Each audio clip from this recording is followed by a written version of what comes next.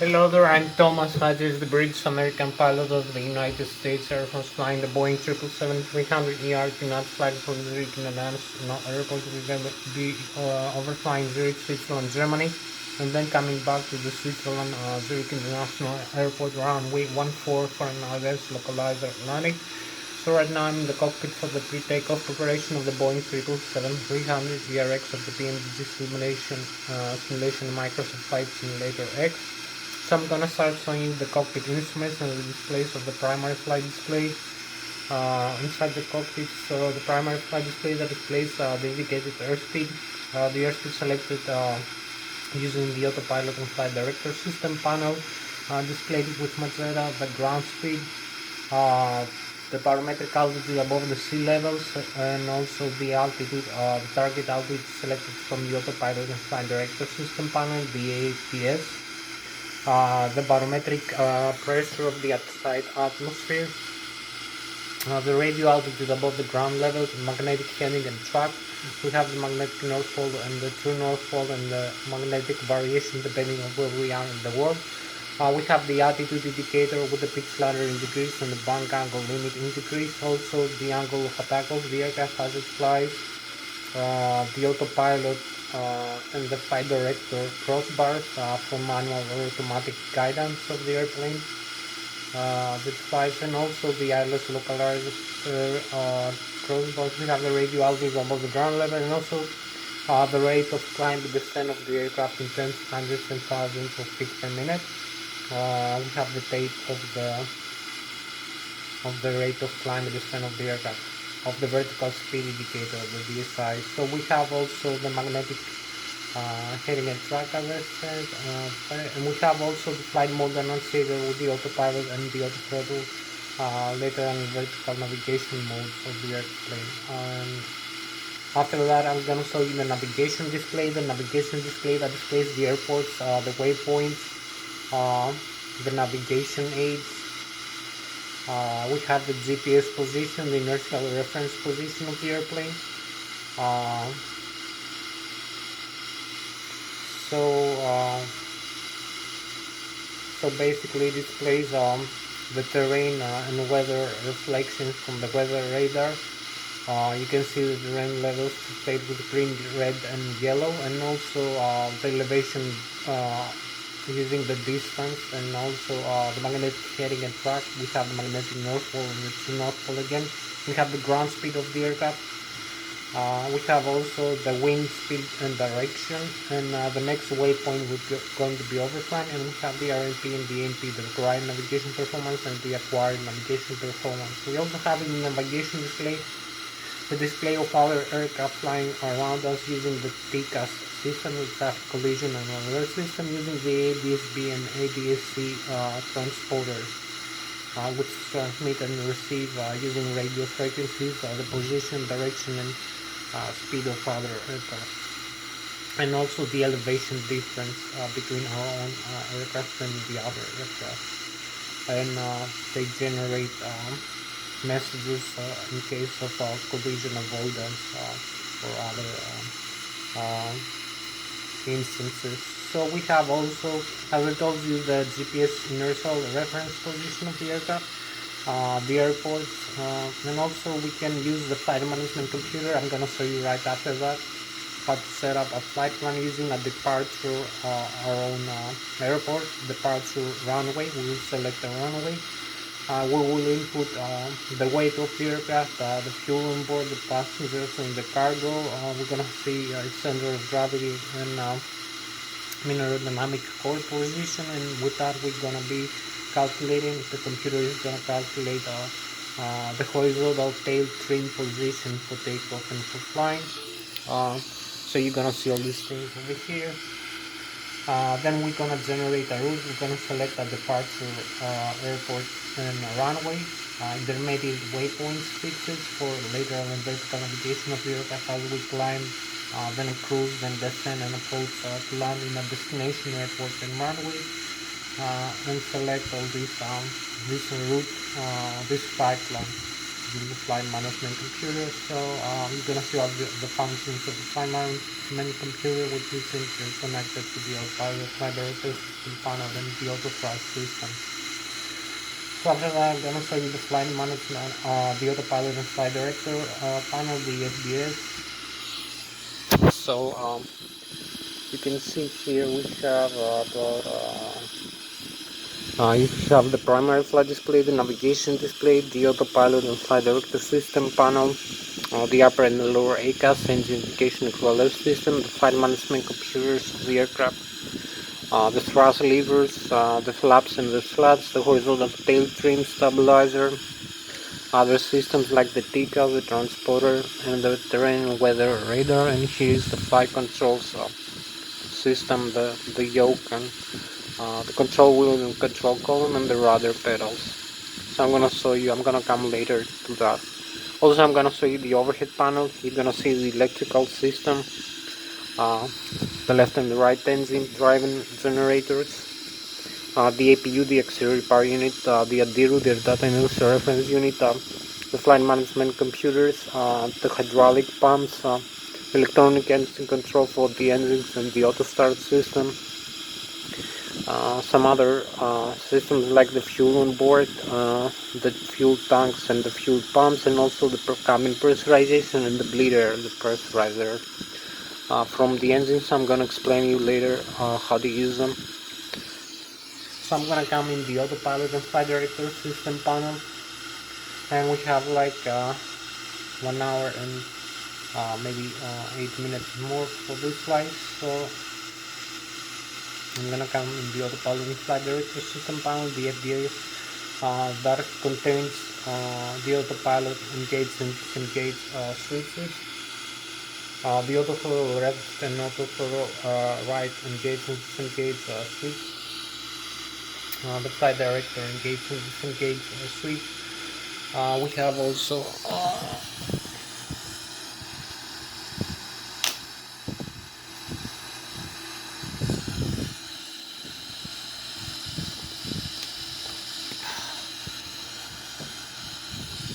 so we have the autopilot engage and disengage switches, the autothrottle left and autothrottle right engage and disengage switch, the flight director engage and disengage switch. We have the airspeed select knob for selecting the airspeed of the aircraft using the auto thrust system that commands the thrust levers and the FADECs. The FADECs are the full authorities of the electronic control computers. I'm gonna come later to explain them to you. One install per engine to the hundred of the engine. Dual channel redundancy, one channel fails, the other takes over. So we have the turbofan turbocharged engines, General Electric G90 installed in our Boeing 777-300ER, one in the left wing and one in the right wing for symmetrical thrust and redundancy. So we have the airspeed select knob. You can select the airspeed in nautical miles per hour, like knots, or in max speed, depending on the flight level you fly. Also, we have the modes you can select, like continuous thrust or variable thrust. So you have like flight level change, the auto thrust hold switch, and the speed mode. And also we have the climb continuous. So we have climb continuous thrust for like maximum climb, continuous thrust for climb, and also idle thrust for descent. And then we have variable thrust for cruise and for approach and notching. So some of these modes should be selected manually, some are engaged automatically during the flight levels of the aircraft, the flight phase. If you change over flight from flying to a cruise, you see the change in the auto thrust, in the autopilot automatically curing. So curing automatically. So we have also the LNAV and the VNAV, the lateral navigation and the vertical navigation modes of the aircraft. We have also the bang angle limit hold for the automatic, for the autopilot to follow in flight, how much you want to steep, to make steep turns in flight, in cruising, We have also the heading select knob and heading hold switch. We have the vertical rate of climb descent of the aircraft in 100 to 1000 feet per minute. Select slider and the hold switch for this also mode. And we have the altitude select knob and the altitude hold switch. We have also the vol localizer for the Lszh localizer function of the autopilot and flight director, which also displays in the primary flight display the Lszh localizer information like the horizontal localizer and the vertical glide flow. And also we have the approach switch for the auto launch function of this aircraft. So you're gonna see all these things. I'm gonna come later. We have about an hour and maybe 5 minutes left for this video time left. So I'm gonna come later to the thrust levers. I'm gonna show you the upper and the lower ACAS and the indication of the alert system, what they display. So I'm gonna start. So thank you one more time for joining me. I'm Thomas Hatsios, British American pilot of the United States Air Force, flying the Boeing 777-300 in tonight's flight. So I'm gonna start here.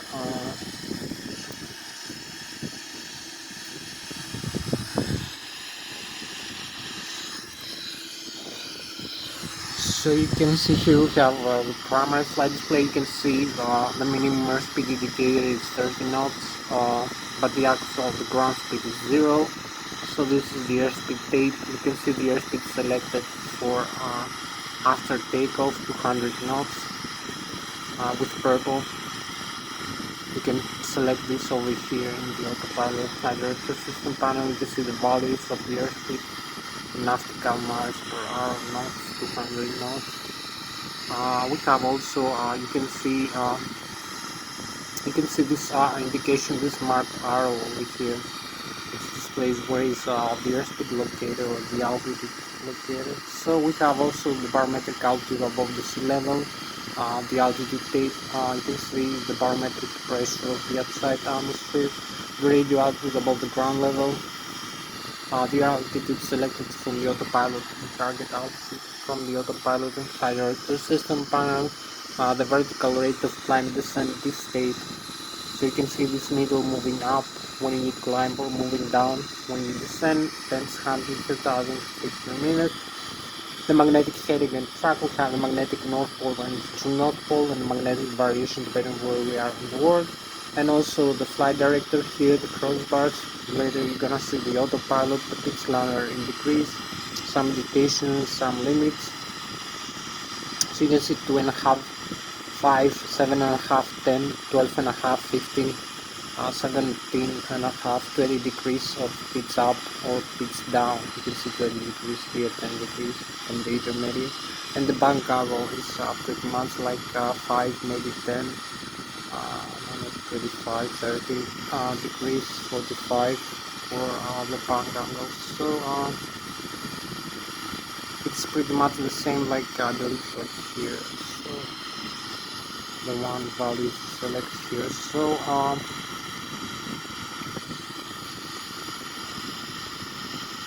So you can see also we have the flight mode annunciator with the takeoff ground, and we can see the bank angle, the angle of attack of the aircraft as it flies. All this information is being provided and displayed using the air data announcer reference unit in the overhead panel that contains the controls of the air data computer. I'm gonna talk to you about it later. All the air data you see the pilot static and pilot dynamic cues for the barometric altitude and the airspeed, the radio altitude, the rate of climb descent of the aircraft, the magnetic compass, magnetic magnetic north pole to north pole magnetic variation, and also the inertial reference position, the GPS receivers, and we have the laser gyroscopes for the gyroscopic acceleration and deceleration of the aircraft attitude as it flies. All this in the overhead panel. their data and DRS inertial reference system. I'm gonna show you now. So these are data being provided here from this small switch over here, the data inertial reference unit. I'm gonna show you later. You can turn on and off, and then set the inertial reference position over here. So we have pretty much like 1 hour left for this flight. So you're gonna see now we have the navigation display that displays the airports. I told you the waypoints. You can see the terrain data here, the elevation 6,100 feet with red, and the distance, the ring in nautical miles, how much far away they are. You can see they are 90 degrees in either side of the airplane nose heading. So you can select 90 degrees either side, and you can see red, yellow, green, and also you can see the sea and rivers and lakes. You can see the airports here are Switzerland, here is France, here is Germany. It's like 116 nautical miles away. Some are closer. So this is magnetic heading and track here again, the ground speed. The required navigation performance, and its GPS position. So I'm gonna show you later some of these things. You can see here the heading reference. We have normal or true. So now we have true. You can see true here display. You can see the difference of the compass. It's a little bit small. Now it's magnetic.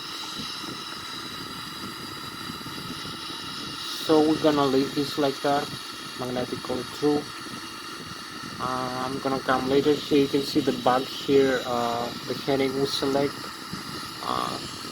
We have 360 degrees for heading. So I'm gonna set this in inches of mercury or hectopascals. The meters you can select also. So you have meters 3050 meters or 10,000 feet above sea level, 436 meters or 1,430 feet above the sea level, 1,013 hectopascals. You can set inches of mercury again as the standard. The barometric pressure using the FS panel inputs, and you can see here the autopilot and the auto throttle left and right, engage and disengage. You can see if I leave only one auto throttle, the auto throttle left off, you can see the message here, the warning that the auto throttle left is off. If I'm gonna do the other side, the opposite, you're gonna see the auto thrust, auto throttle right is off. So we have also the flight director on and off. You can see this is the press ball, flight level change, indicator airspeed or Mach. You select either nautical miles or Mach speed. I'm gonna select here like 253, maybe nautical miles, and you can see this value displayed now 253 over here instead of 200. So I will come also. You can see we have the LNAV and the VNAV. I told you later on the vertical navigation. The autopilot engage. I'm gonna come later and disengage. And auto run. You see like this. You can see the bank angle limit of the aircraft as it flies. The heading select. I'm gonna set the heading for the runway. We're gonna use for takeoff later. So 136. We can set it heading on track again. So you will see these things displayed here, indicating airspeed or Mach. Altitude select 35,300.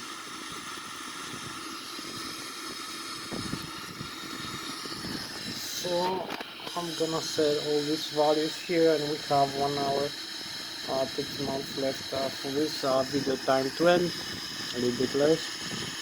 So we have now the altitude. Maybe we can select heading with the flight level change, not the altitude.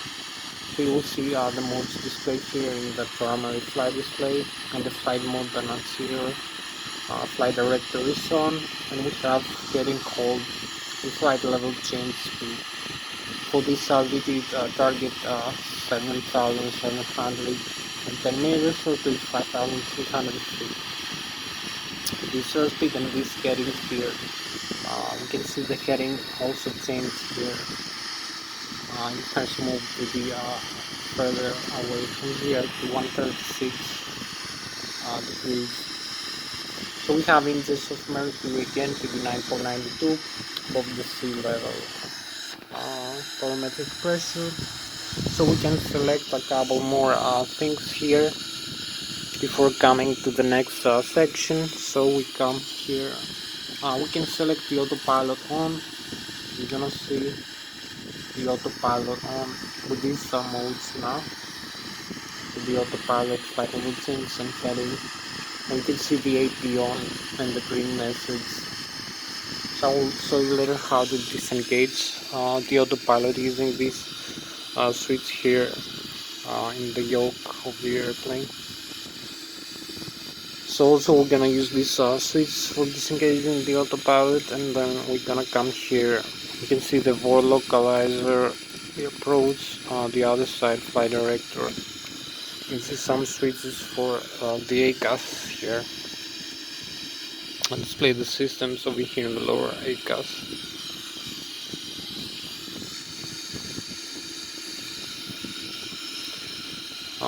LNAV and BNAV, vertical rate of climb descent. You can set the hold here for the altitude and the heading. Again, altitude and heading hold. Vertical rate, VS speed or flight path angle. So we have flight path angle. We can see we can descend like 3.5 degrees. You can see the minus sign in front, or you can climb. You will see the plus sign, and also see the difference over here in the primary flight display. You will see display as a mark, as a tick mark here in the crossbar of the autopilot or the flight director. So you have now heading hold and flight path angle, FPA for this altitude, target speed for the auto throttle and the autopilot. We have different modes, so you can see how many degrees the aircraft is gonna pitch after takeoff. It's gonna hold the speeds altitude and this airspeed and the thrust settings. So we can change back to the rate of climb descending times 100,000, like minus or plus. So you can see plus, then climb like again like 3,500 feet per minute. To this altitude you will see the vertical speed request, and then you will see the autopilot again engaged, and we have this small mark now here for the vertical rate, the VSI indicator. You will see the needle move up to the 3,500 feet per minute over here after takeoff, like above 400 feet above the ground level. So this is a few modes how you can use the autopilot and flight director. Perhaps I can show you now how to disengage it. So you can see the autopilot is engaged with this green switch over here. So you can press down this switch here, autopilot disengage. Again, one more time, engage, and you see autopilot disengage. The warning here, and the autopilot is disconnected. No green light, and red warning here. The autopilot is disconnected. And also you see no autopilot displayed here in the primary flight display, so we cancel the warning. Reset the autopilot again. Green light over here in the autopilot switch, so we can now use this autopilot disconnect switch here in the yoke. So we press one time, it disconnects Again, the autopilot, you see red warning here, and autopilot disconnect, and then we come over here, press one more time to confirm the disconnect option. So we have no warning now, and everything is reset automatically. So now we proceed into the next section. The thrust levers and the calculation of the takeoff weights, the FAREX, the full authority digital electronic control computer. So this is all.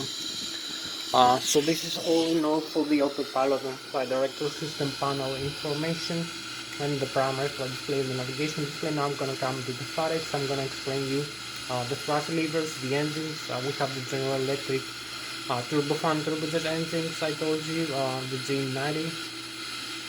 For this Boeing 777-300ER airplane, this airliner. So we have the thrust levers and the FAREX and the autothrottle and the autothrust, which are particularly interconnected, and we can see that when we move the thrust levers in thrust levers position angle requested, like 30 degrees, 50 degrees, 70, 80, maximum 100, you can see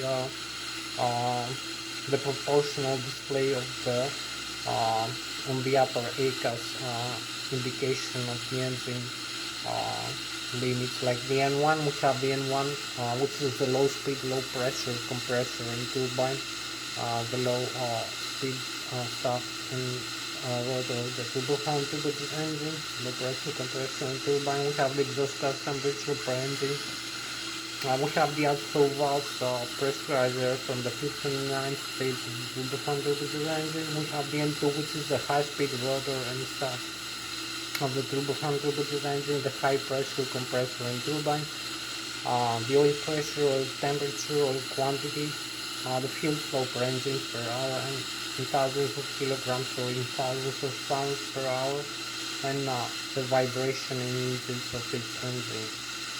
So when we move the thrust levers to a given angle position, we request to give a signal to the FAREX. The FAREX are the full authority digital electronic control computers, one installed per engine. Installed in the engine's gearbox is self-contained in terms of electric power, and also is dual channel redundancy. If one channel fails, the other takes over. So the control and monitor all the data and information I just explained you, and I will show you now in the upper and the lower ACAS, and also the engine start, engine shutdown, the limits like the green, yellow and red limit display, the ACAS display, and also the outflow pressure from inside the engine. We have an overpressure.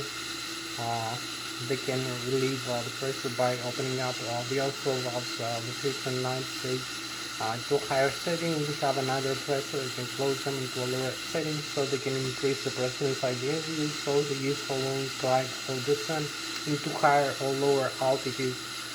With the air pressure is different. We have lower air pressure, we climb higher, and also we have less oxygen, but we have higher airspeed of the aircraft, so the intake of the air ratio is faster and higher, perhaps flying higher altitude. So we need a different air fuel mixture every second. So this is calculated by the FAREX full authority electronic control community. You don't have to do it manually like you do in the turboprop aircraft, like in the Cessna. So like in the Cessna Skyhawk. So you have I'm gonna show you now the upper and the lower ACAS. I'm gonna show you what the display using the FAREX and the autothrottle and the autothrust, and also later I'm gonna come into other systems besides the engines, like the electrical, the hydraulics, the fuel on board, the pressurizer system. And so I will start now. Showing you here. We have about an hour left. No, it's less than 1 hour actually. So it's mostly doing that.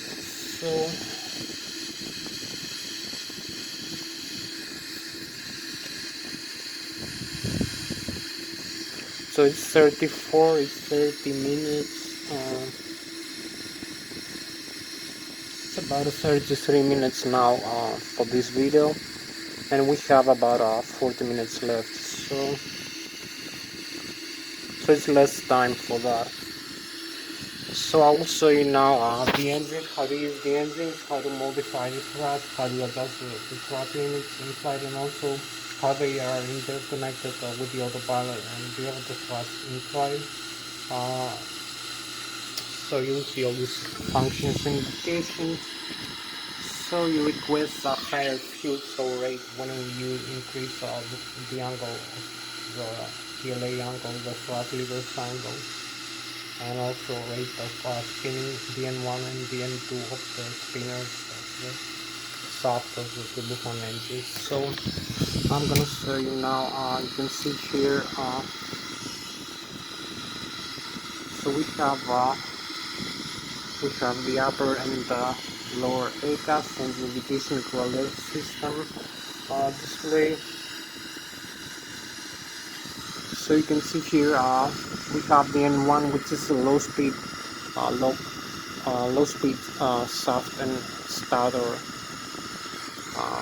of the turbofan turbo, anything low pressure compressor and turbine portion, or call it as you wish, of the turbofan turbo engine.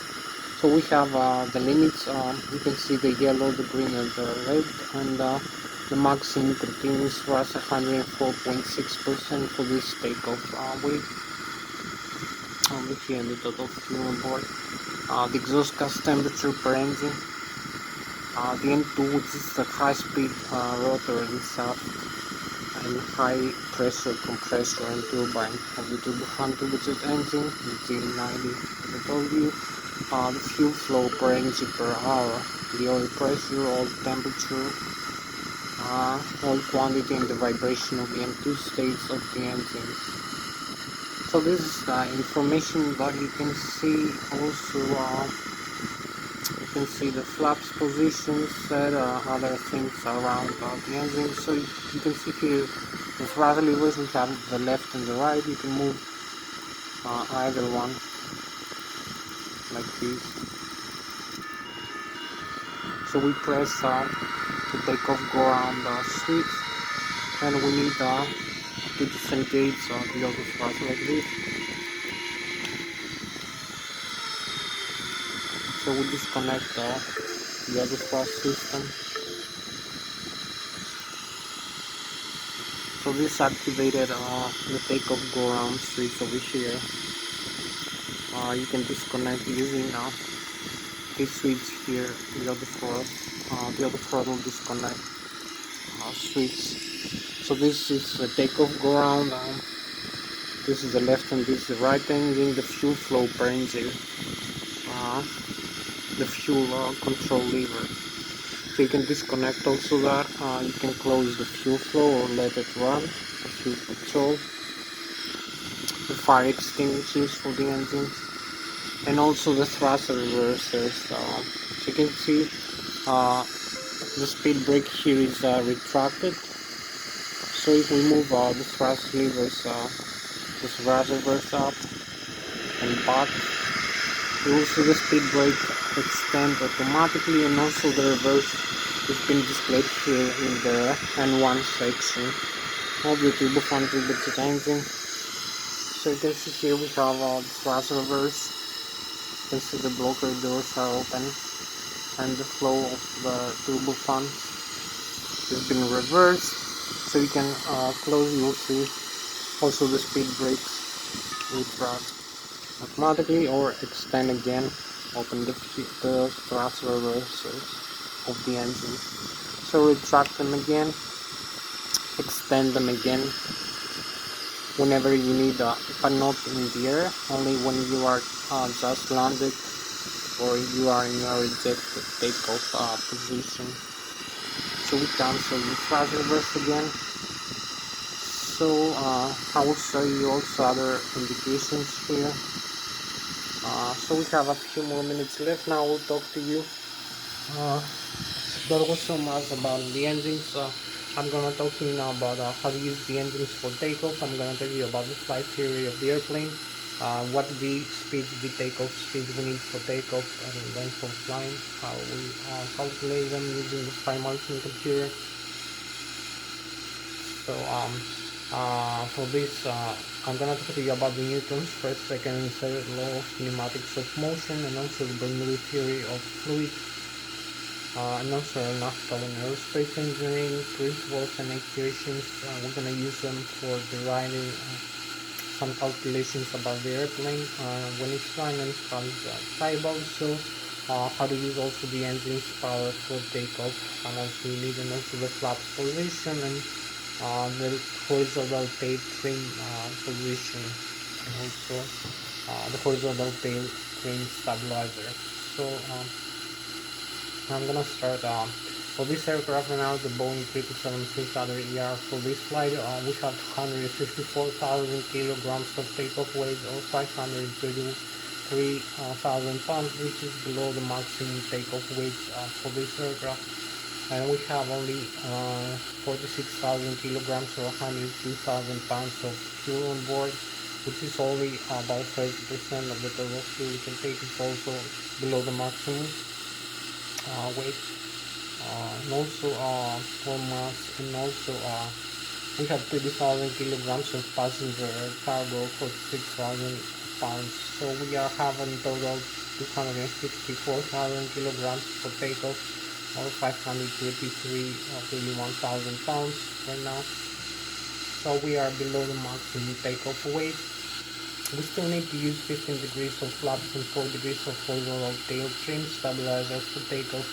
So I'm gonna show you how we calculate using flight management computer, and how you can use the aircraft wings for producing the necessary lift force for overcoming the weight of the aircraft, which equals the mass of the aircraft times the acceleration of the Earth's gravity, depending on where you are in the world, and also the thrust from the engine's power, which overcomes the skin friction, the static and kinetic friction in the skin of the aircraft, the drag produced from the airflow around the aircraft. So and the wings. So we have so I told you we're gonna use full takeoff power and 15 degrees of flaps for takeoff. With this weight 254,000 kilograms, or 523,000 pounds, and 4 degrees of horizontal trim stabilizer of the tail. We need to reach a takeoff speed of about 154 nautical miles per hour on knots, or about 270 kilometers an hour.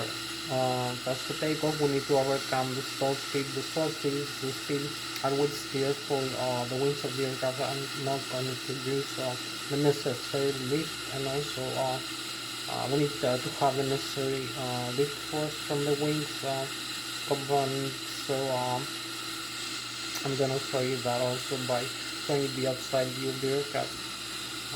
And then for flying, we need maybe higher airspeed and maybe different flap settings, and then for flight, cruise, descent, approach, and landing. So every flight phase needs different airspeeds, depending on the configuration of the airplane also. So and the weight, as we climb, we lose weight from the fuel burn. So also I'm gonna talk to you about that. So we have about 45, we need about 15, and then so we have a little bit more time for this. So I'm gonna show you now the outside view. I'm gonna talk to you about the flight theory, and I'm gonna come to the flight controls and the overhead panel. We lost a lot of time again. So you can see here the outside view of the aircraft. You can see the wings of the airplane.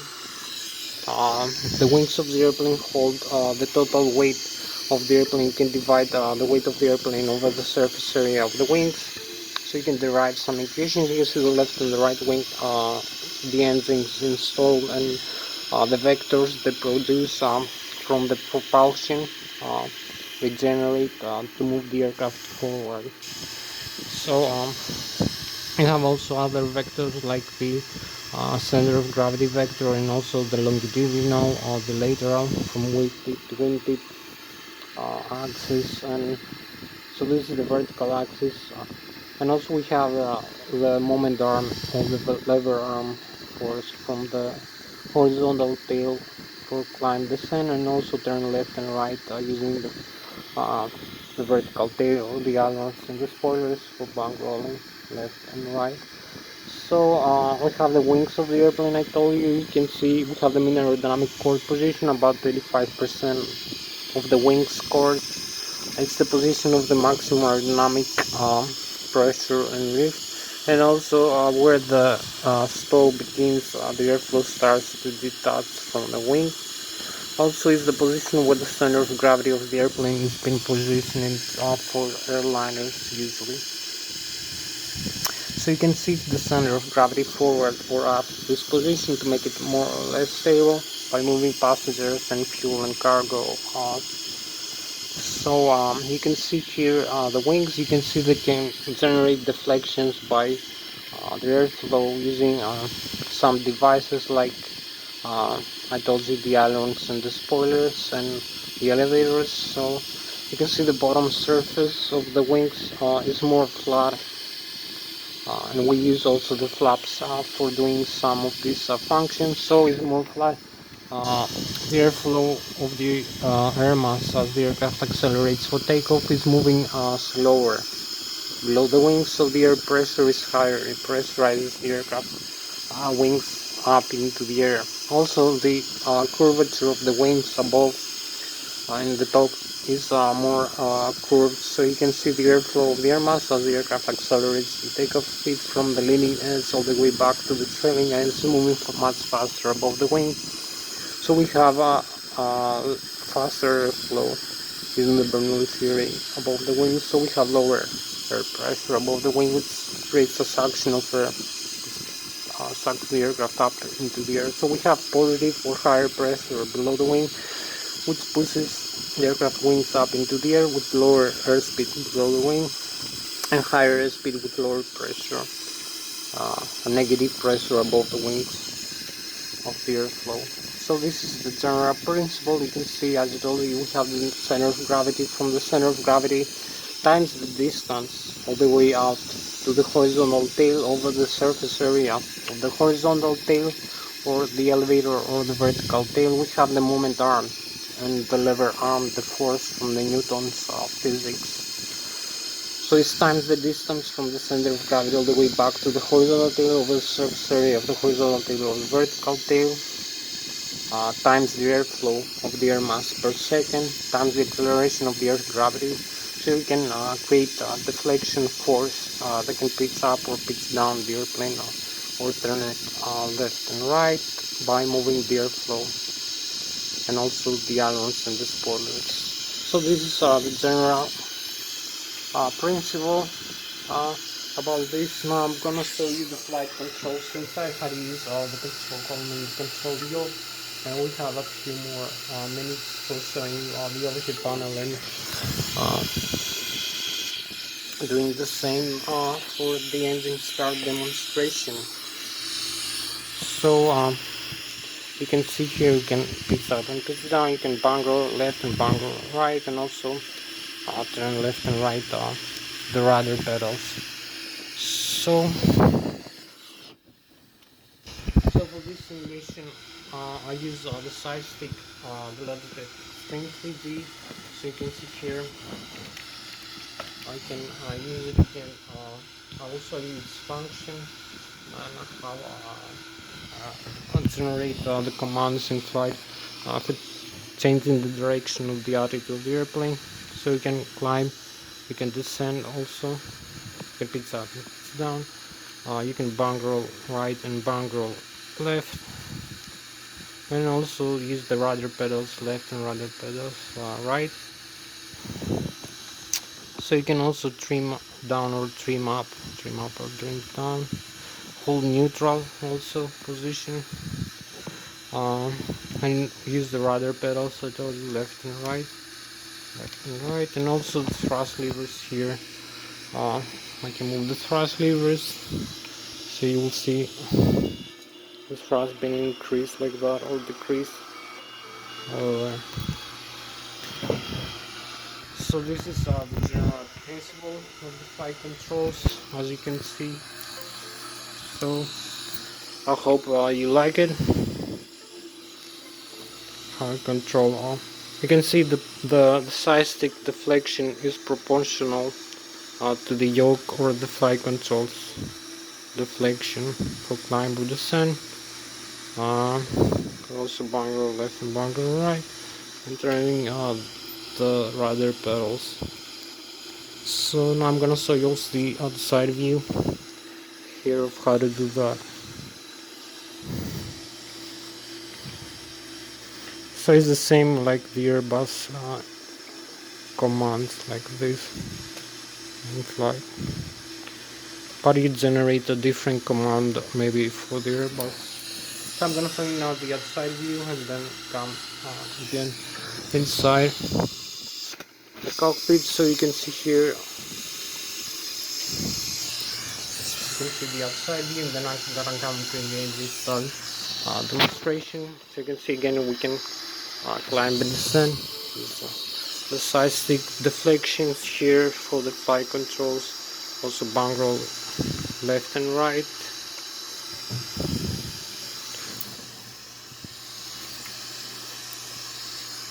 So this is all in all the principle of the side stick commands.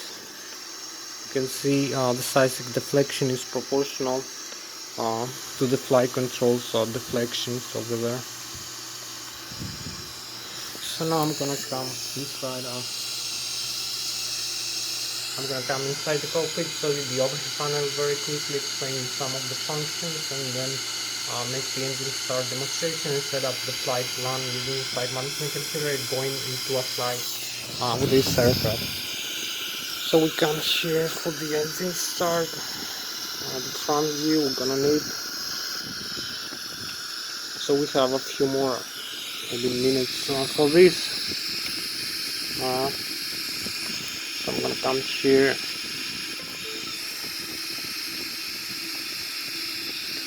So I'm gonna show you the overhead upper panel. You can see some switches here for the hydraulic, for the flight control to disconnect hydraulics.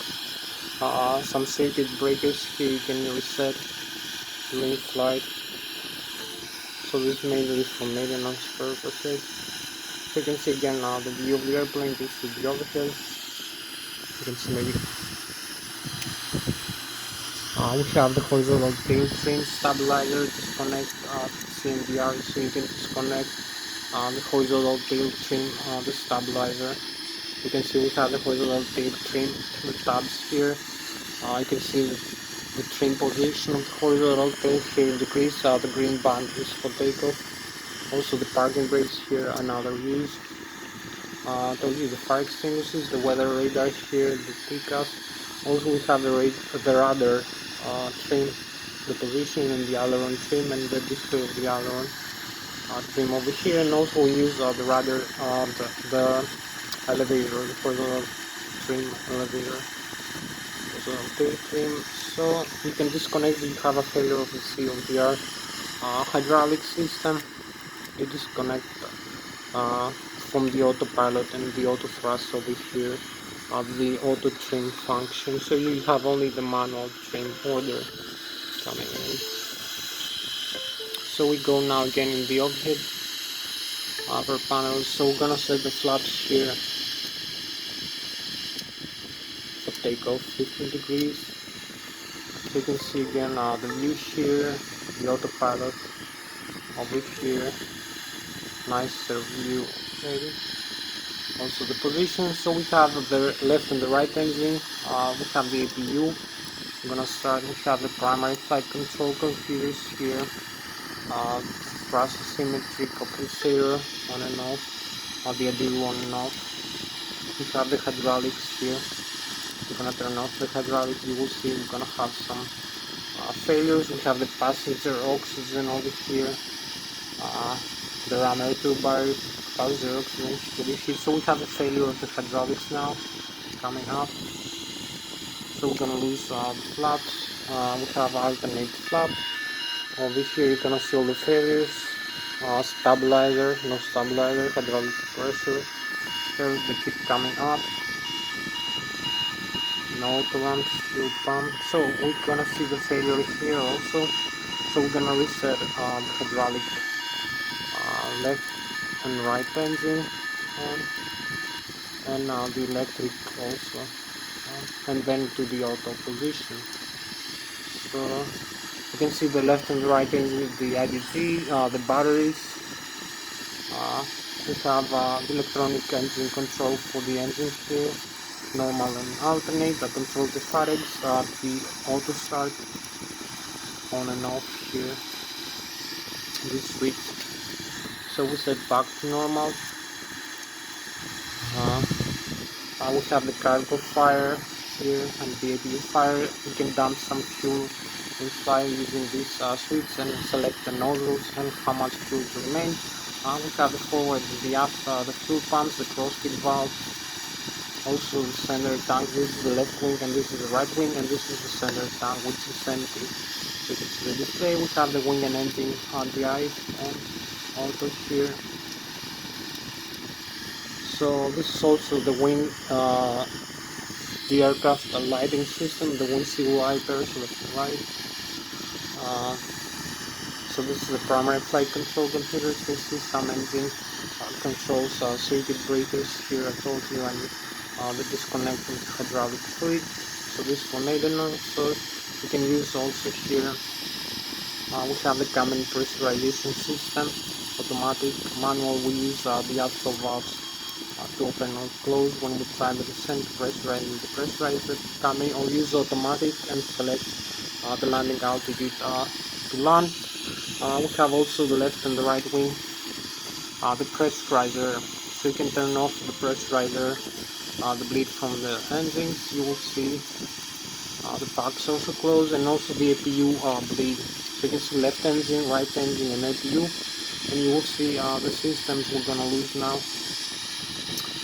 In the ACAS bleed isolation closed, bleed loss, and we're gonna lose also some hydraulic, the C1 and the C2.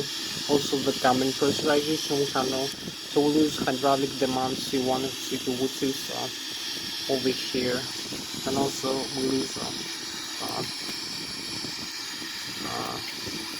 the cabin pressurization. So we release again, we let on the outflow air.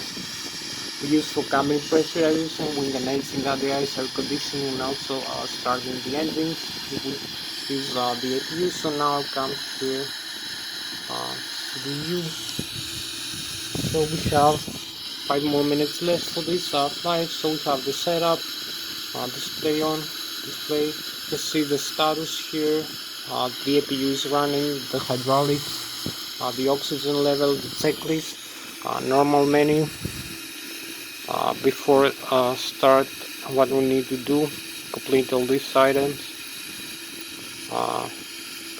On normal menu we have a failure, communications, navigation, synoptics. Again, the doors are closed. You can see the cabin is being pressurized for this aircraft. The landing gear, you can see the pressure inside the tires and the temperature of the brakes. The electrical system, left engine and right engine.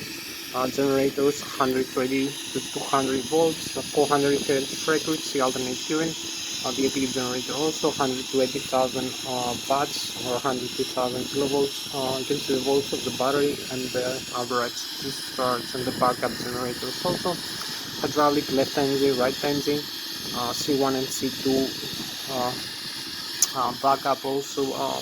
Using the pressurizer here, you can see air pressure, 3000 psi, left and right engine, and the center. You can see where the hydraulic fluid goes, start of valve. We have the fuel system, left wing, right wing, and center tank, the crossfeed valves, the forward and the aft pumps, the fuel, the minimum fuel temperature here, and the flow of the fuel with the green light.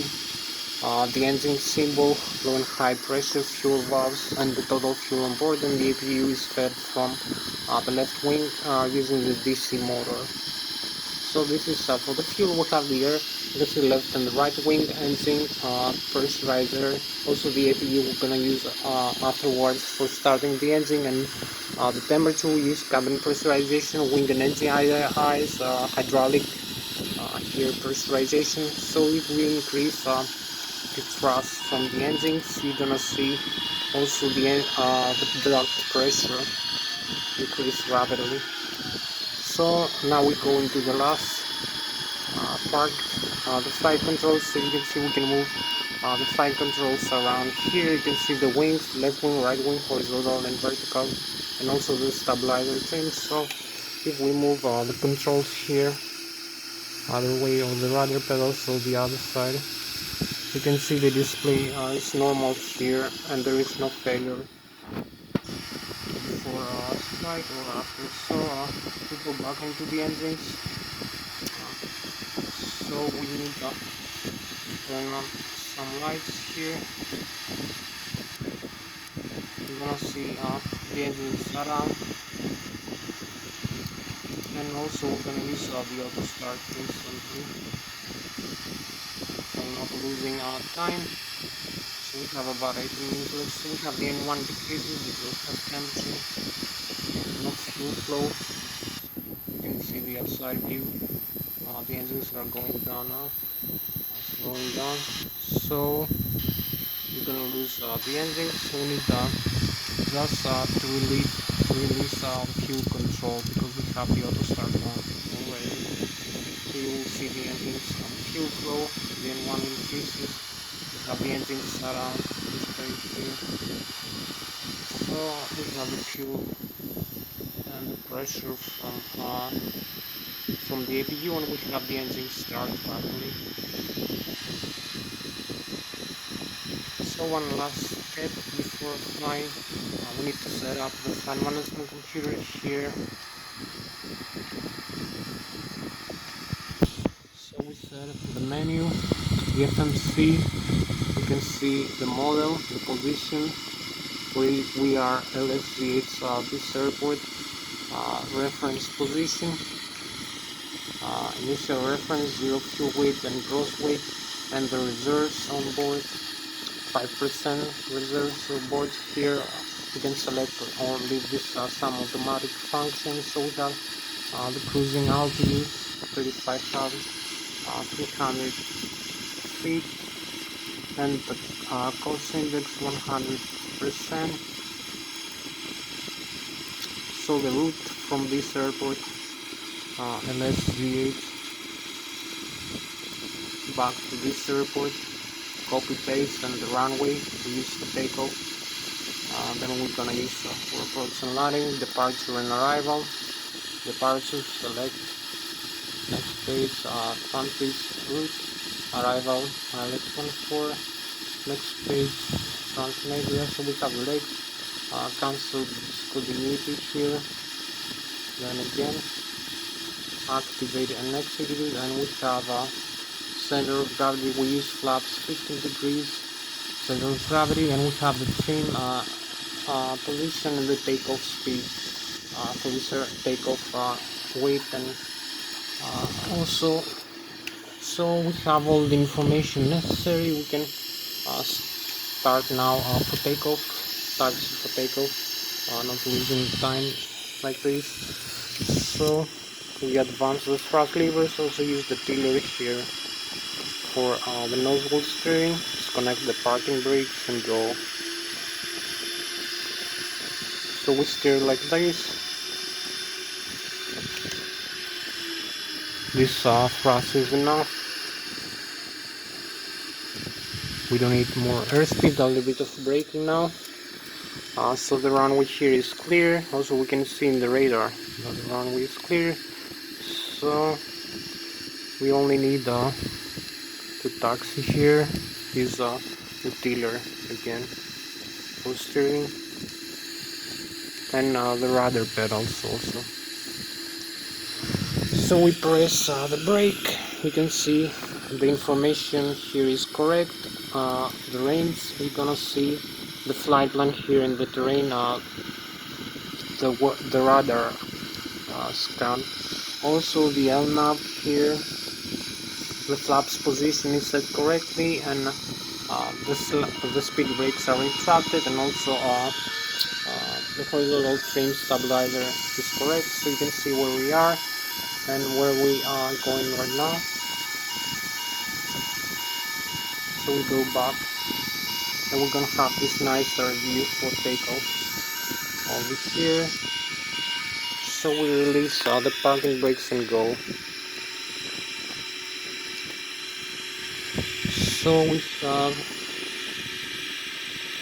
about 15 more minutes left for this video to end. 100 knots, V1, V rotate, and V2. So we take off. You can see also that in the outside view we have the positive rate of climb. So we need to pitch down a little bit. You can see the ground level here, so we retract the landing gear. You can see the information here. I will talk to you now in a couple of seconds. We need a bit of pitch down, not pitch up too much.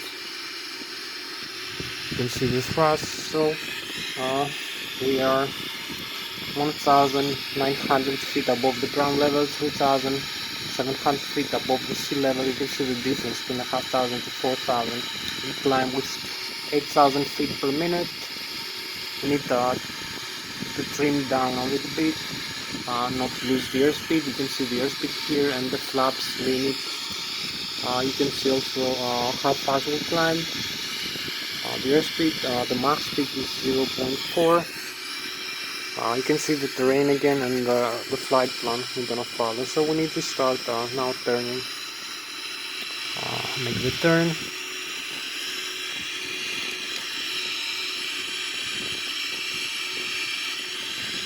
So we have like 14 more minutes left for this flight. Video to end because we are 4 gigabytes only of video record. So you can see how we steer. We don't need to hold too much pressure during this turn because we have a good trim attitude and flaps. So we keep turning. We need to align with the next waypoint. I'm gonna show you a little bit the outside view. This nicer outside view. You can see the airport. You can see the stars and the galaxies. So we keep climbing. Maybe we have some more speed now. So I'm gonna show you a little bit more of the outside view of the Boeing 777, and then come inside.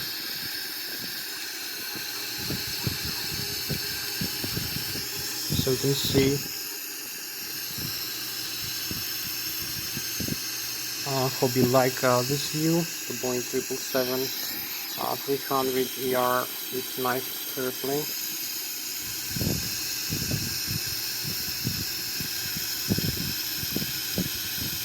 We fly with about 600 kilometers an hour right now. We're about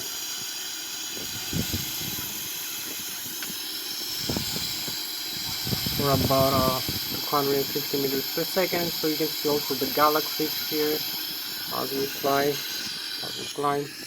So we need to steer to the next waypoint like this. You can see the stall speed here. I told you we need to avoid 150 knots is the warning, and then the rate is the stall protection system. So we keep climbing. You can see this thrust over here. Make a nice turn. So we have about 12 more minutes for this flight. So we need to keep climbing. We need to fix this the next waypoint over here for route to Alpha. Execute, and we are here close to this waypoint. Also need to steer a little bit. So you will have to see the German in front of you. It's like the Bayern Munich in this area, this side, like 18 nautical miles, like this only here after the lake. So it's pretty much like maybe 15 minutes of flying like this at this airspeed. So we keep climbing, as you can see.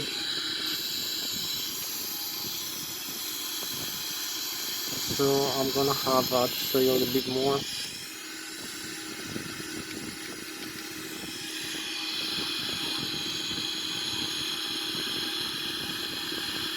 18,000 feet. Keep climbing, 18,600. So we are 18,000. Perhaps we need to use the simulation acceleration mode. So we keep climbing. So we have the Germany in front of us, the Bayern Munich. We're gonna see also the chemtrails in a while. A couple of seconds. We keep climbing, 19,000 feet. And we have like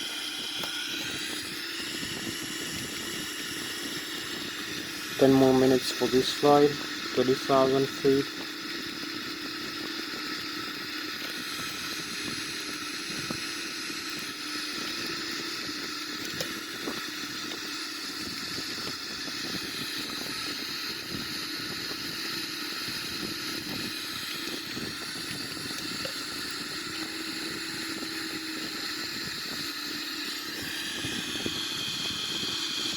So we keep climbing, 31,000 feet.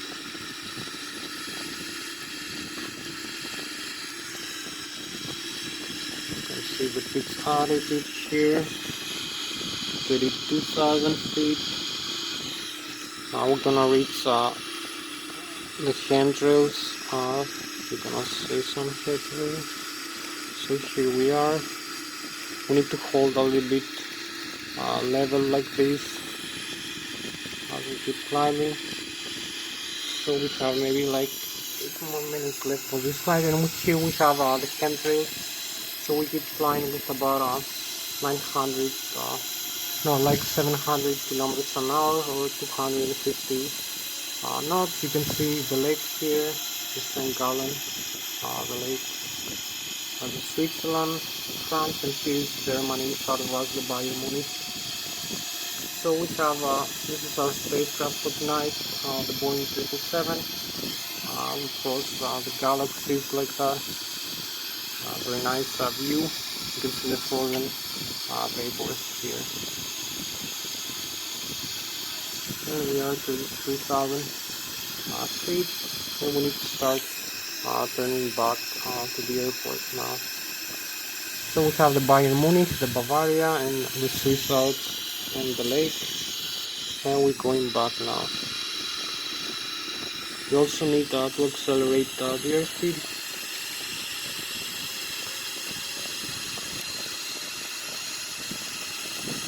Over here.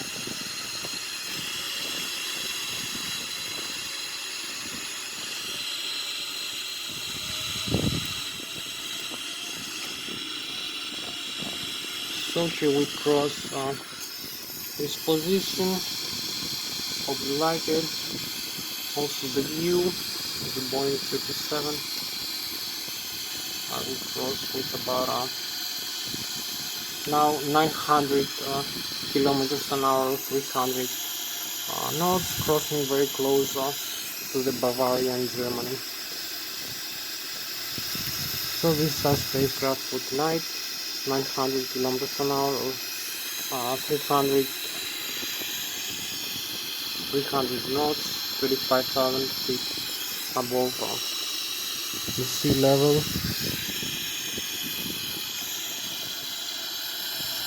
So we need to come back to the airport for the rest of the flight.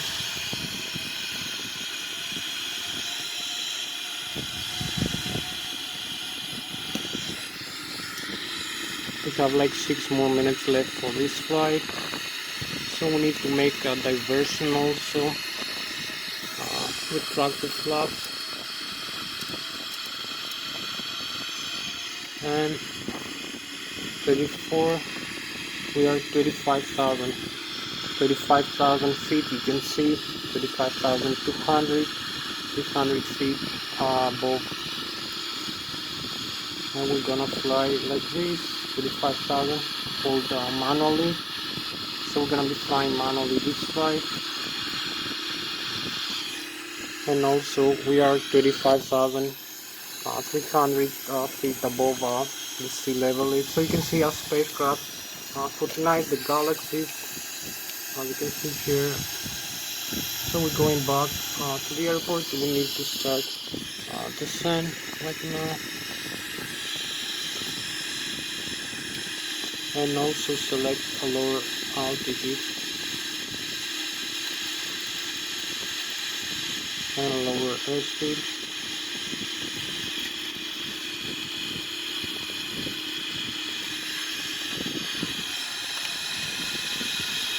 So we also need to extend the speed brakes for this descent, and we're going manually, and we have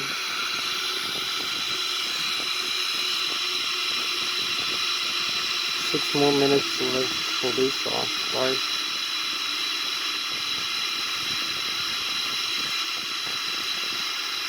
So we keep descending,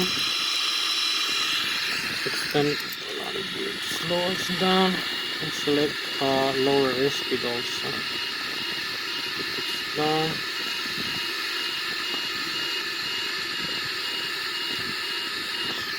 So keep descend like this, so you can see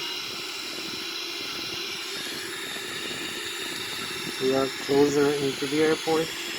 So we need to select make a lower airspeed and some flaps.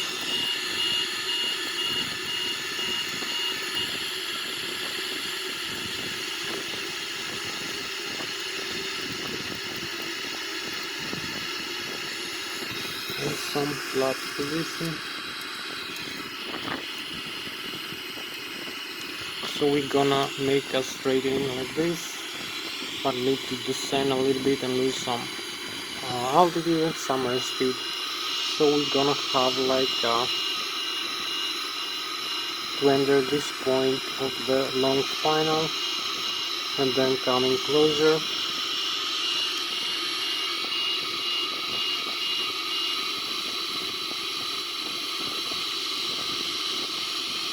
So we have about 3 minutes left for this flight.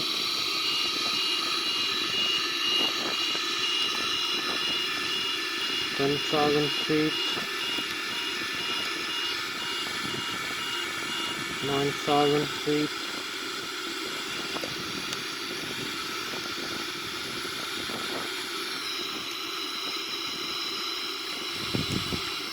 'So we have the position of the runway here.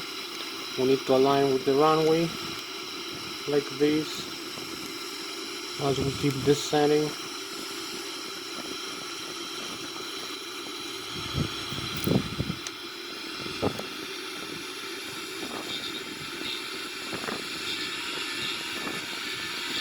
So we are here, we cross the river and we move forward. Also we need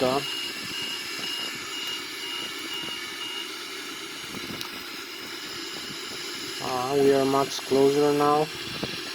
Over here the bore localizer, and we're going down. We have like 1 more minute for this flight. So we have the Lszh localizer.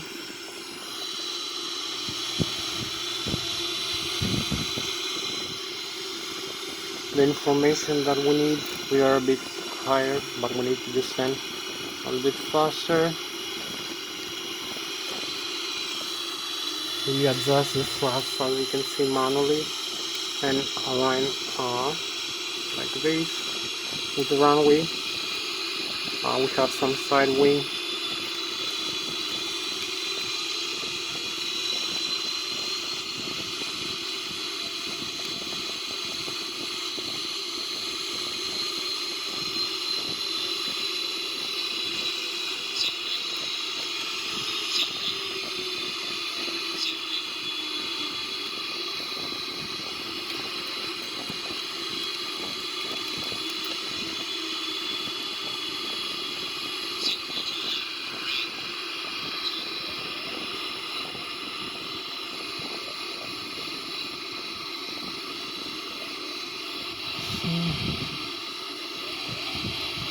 We need to adjust the setting,